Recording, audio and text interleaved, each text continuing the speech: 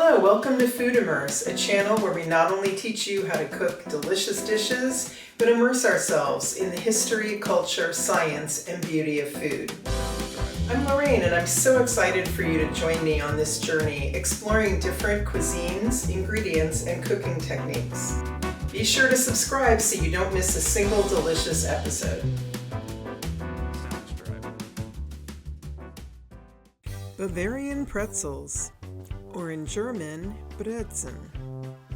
Bavarian pretzels have a surprisingly rich and quirky history. One Bavarian tale says pretzels were invented by a monk around 610 AD who twisted leftover dough to resemble arms folded in prayer, the three holes symbolizing the Holy Trinity.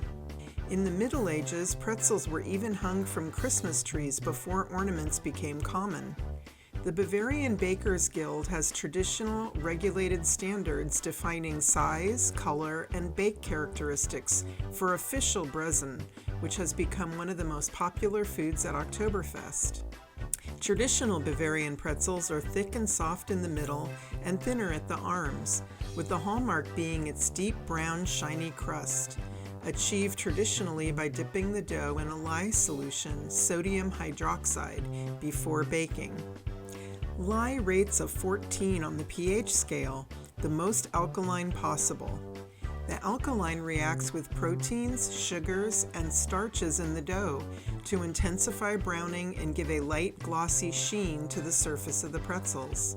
It also adds a subtle saline mineral flavor. Lye is extremely caustic and requires special handling, so in our home kitchens we will use the next best alkaline ingredient that we all have on hand, baking soda. Baking soda is at about 9 on the pH scale, so not as high as lye, but we can safely get a similar browning effect, sheen, and flavor by dipping our pretzels briefly in a baking soda bath before putting them in the oven. Germans often eat their pretzels with just butter, but you could also serve them with various mustards, a cheese sauce, or a super easy honey mustard sauce. You'll find the ingredients in the description of this video. This recipe requires some time, a lot of it for resting the dough at various stages, and patience, but the delicious results of a pretzel eaten hot out of the oven is well worth it. So pick a day when you want to spend some time at home and let's get cooking. To make Bavarian pretzels, for the dough, you will need 1.5 cups warm, 110 degree Fahrenheit water, 3 tablespoons vegetable oil, 2 tablespoons packed brown sugar, 2 teaspoons instant or rapid rise yeast, 4 cups of bread flour, 4 teaspoons kosher salt, and for the boil and bake, 4 cups of water, a 1/4 cup baking soda, and 1 to 2 teaspoons of pretzel salt. Try to find pretzel salt if you can. It is coarser than kosher salt and adds a nice crunch to the finished product. You can sprinkle kosher salt instead, but it will melt into the pretzel a bit while baking and won't add crunch. You can find pretzel salt online. The special equipment you will need are a standing mixer with a dough hook, a bit of vegetable oil and some all-purpose flour for the kneading and shaping surface. Note that the dough requires bread flour to provide the proper texture and structure, but it's okay to use AP flour when kneading and shaping the dough. Plastic wrap, a bench scraper, optional. You can use a chef's knife to divide the dough, 2 sheet pans, 1 silpat mat to fit one of the sheet pans, and 1 cooling rack to fit the other sheet pan. If you don't have a silpat mat, you can use parchment that is also floured, but a silpat will make the process much easier and less messy. Lightly oil a large mixing bowl and set aside. Measure the 3 tablespoons of vegetable oil into the bowl of a stand mixer with the dough hook attached. Add the brown sugar and the yeast. Make sure the 1.5 cups of water is at about 110 degrees Fahrenheit, the right temperature to activate the yeast. Much lower and it won't activate. Much higher and it will kill the yeast. Add the water to the bowl. Whisk the ingredients together. Let sit until foamy, about 3 to 4 minutes. While the yeast sits and activates, add the 4 teaspoons of kosher salt to the 4 cups of bread flour. Gently combine with a whisk.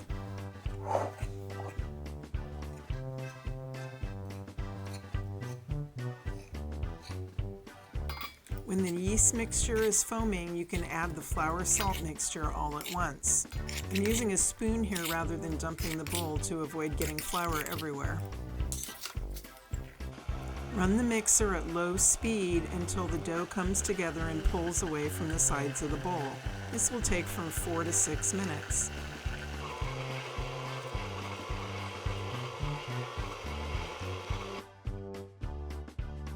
Lightly flour a flat surface. Pull the dough off the dough hook and then turn it out onto the surface. Knead the dough for about 1 minute.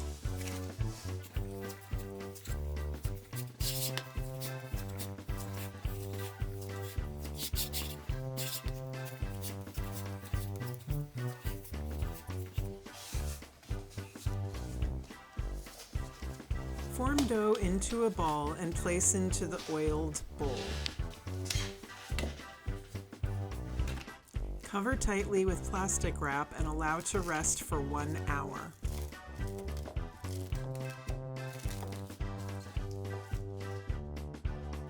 Lightly oil a smooth, flat surface. This is a granite tabletop. Have a sheet pan lined with a silpat mat or parchment sprinkled with flour nearby. After resting 1 hour, the dough has doubled in size. Punch it down.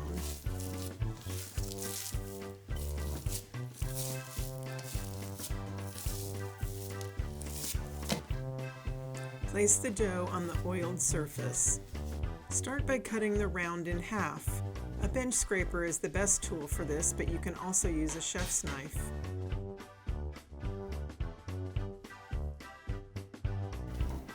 Shape 1/2 into an even oblong piece and cut it into thirds.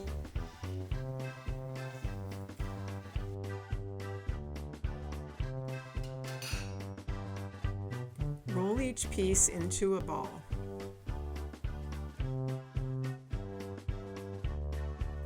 Place each piece on the silpat mat.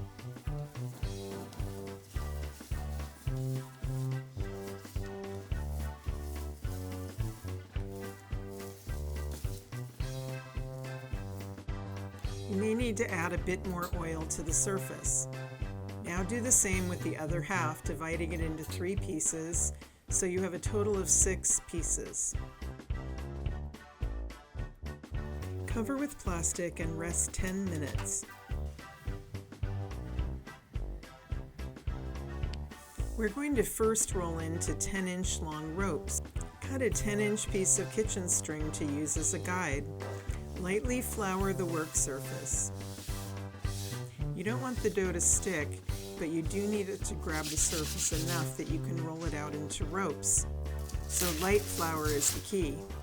Remove 1 ball of dough. Be sure to keep any dough you're not working with covered with plastic so it doesn't dry out. Press dough into a rectangle about 4 by 6 inches with the short end toward you. Push on the dough as you're doing this to remove any air bubbles. Starting at the far end, roll tightly toward yourself into a cylinder. If the dough sticks, you can add a little more flour to the surface. Now roll into the 10-inch length, starting in the middle and pressing toward the outside as you roll. I find it helps to roll in one direction toward yourself to get the most even shape.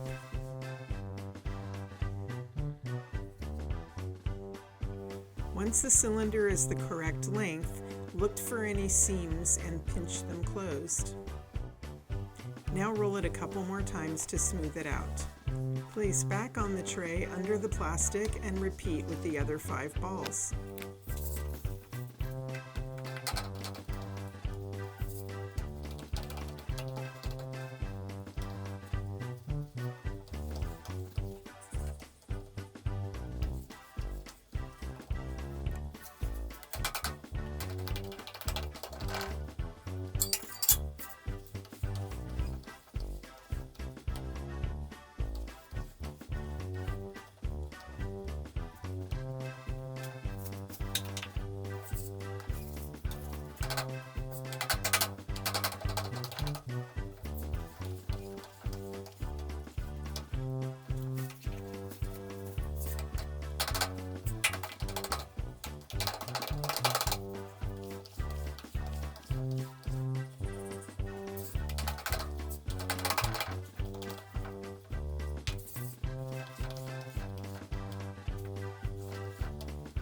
this point, rest the ropes for 10 minutes, or you can put them overnight in the fridge and finish making them the next day.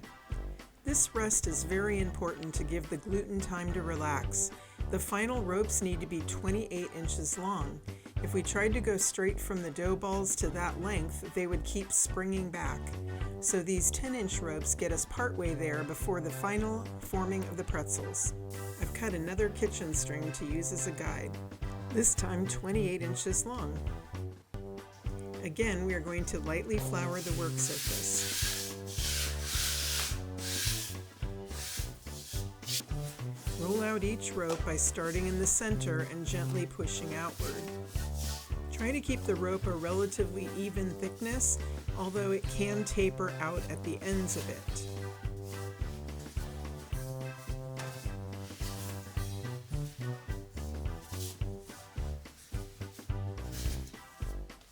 When the rope reaches 28 inches, form it into a U shape with the ends pointing away from you. Now cross the ends over once and then a second time and pull the ends down to form the pretzel shape. The ends should hang over the base a little bit. Now press down gently to make them stick. Place under the plastic and repeat with the other 5 ropes.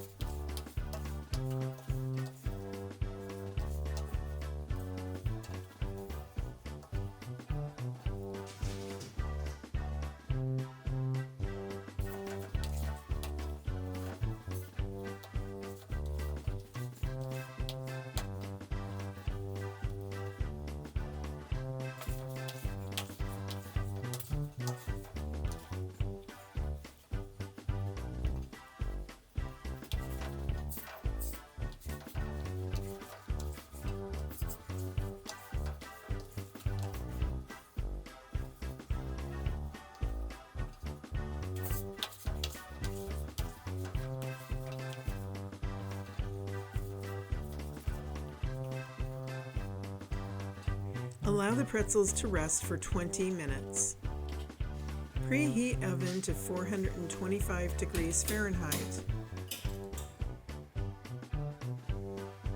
Gather at the stove the second sheet pan with the cooling rack inserted, the 4 cups of water, a medium saucepan, 2 slotted spatulas, and the 1/4 cup of baking soda.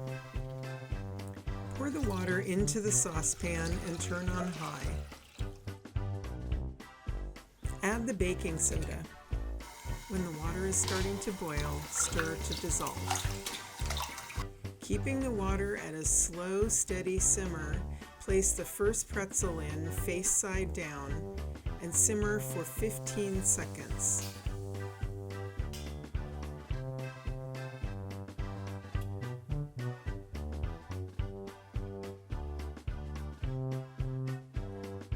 Use the 2 spatulas to turn the pretzel right side up and simmer for another 15 seconds.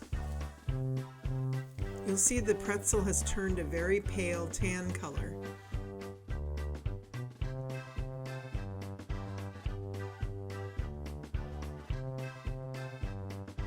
Using both spatulas, lift the pretzel out of the water and place onto the wire rack to drain.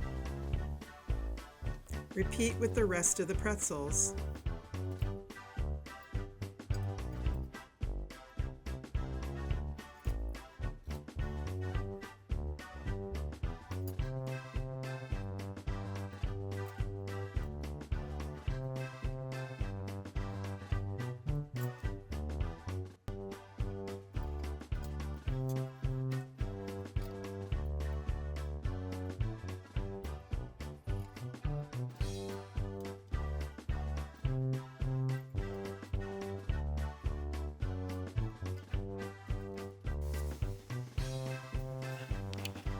Place the pretzels onto the Silpat mat using your hands.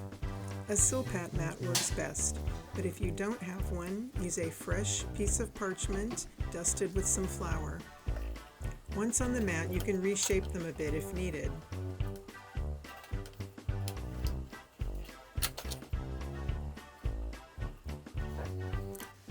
Now sprinkle pretzel salt evenly over the pretzels.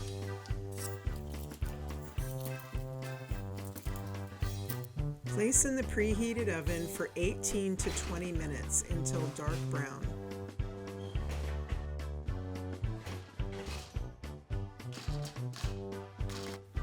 Allow to cool for 10 minutes. Serve warm with butter, mustard, or cheese sauce and an ice-cold beer.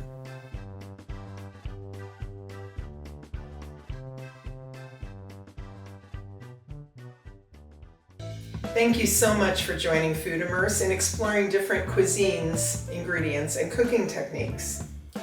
If you enjoyed this video, please hit like and subscribe so you don't miss a single delicious episode. If you make this dish, I would love to hear about it in the comments or shoot me an email. Until next time, cheers to good food.